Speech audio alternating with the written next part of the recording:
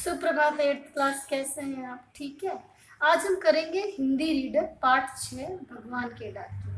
रामधारी सिंह दिनकर द्वारा रचित ये कविता है। ठीक है, आइए देखते हैं। पक्षी और बादल ये भगवान के डाकिए हैं जो एक महादेश से दूसरे महादेश को जाते हैं।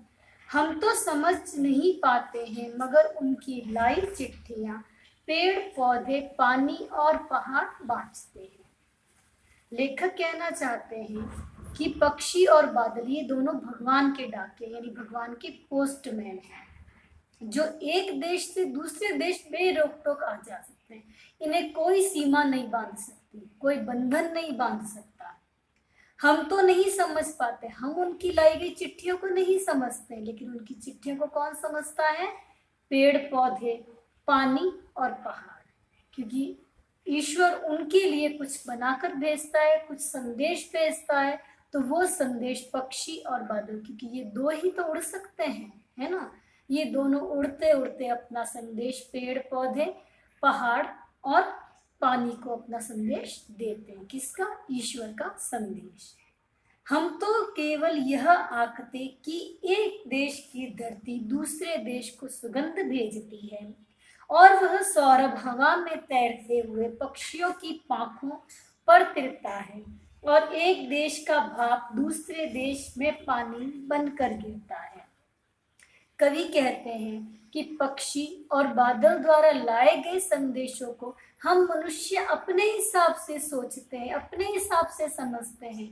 फूलों की खुशबू, हवा और पंख पक्षियों के पंखों के सहारे एक दूसरे तक पहुंचते हैं।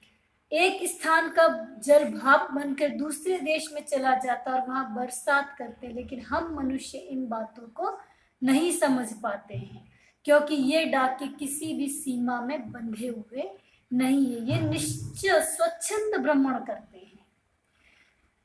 ये सभी को समान भाव से देखते हैं और सभी का समान आदर करते हैं। इनके भीतर अपने पराये की भावना नहीं रहती और यह बात मनुष्य के समझना ही उसके हित में है। ठीक है, ये पाठ बहुत अच्छा है बेटा, इसको पढ़ के देखो, क्योंकि ईश्वर ने अपना जो डाकिया वो बनाया पक्षी और बादल को है, जो स्वच्छंद विचरण करते हैं, जिसको कोई नहीं बांध सकता। ठीक है, इस पाठ को पढ़ के देखो, आपको अच्छा लगेगा। आइए अब हम इसके बहुविकल्पी प्रश्न देखते हैं। भगवान के डाकिए कविता में डाकिया किसे बताया है? पक्षी और बादल को। पक्षी और बादलों द्वारा लाई गई चिट्ठियों को कौन नहीं समझता? हम मनुष्य। पक्षियों और बादलों द्वारा लाई गई चिट्ठियों को बांचता कौन है यानी पढ़ता कौन है? बादल पढ़ते हैं उन्हें। एक देश की धरती दूसरे देश को क्या भेजती है? सुगंध यानी खुशबू। वो खुशबू से पहचान लेते हैं। मनुष्य बादलों द्वारा लाई गई चिट्ठियों को क्या समझते हैं? बादलों का गरजना, लेकिन वो बादलों का गरजना नहीं है, वो बादलों का एक संदेश है जो कि वो एक से दूसरे को देते हैं।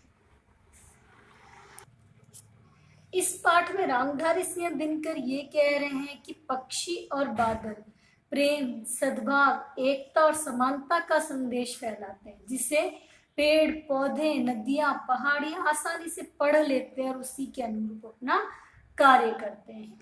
मनुष्य इन संदेशों को नहीं पढ़ सकता, नहीं समझ सकता। क्यों?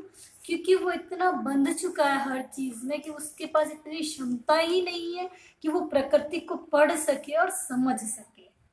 ठीक है, मनुष्य उनके कार्यों को साधारण प्राकृतिक घटनाएं समझता है, लेकिन ये प्राकृतिक घटनाएं नहीं है।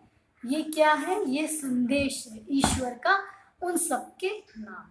ठीक है, अब आप इस पाठ को बहुत अच्छे से पढ़िए और समझिए। नहीं समझ आता तो आप मुझे फोन कर सकते हैं।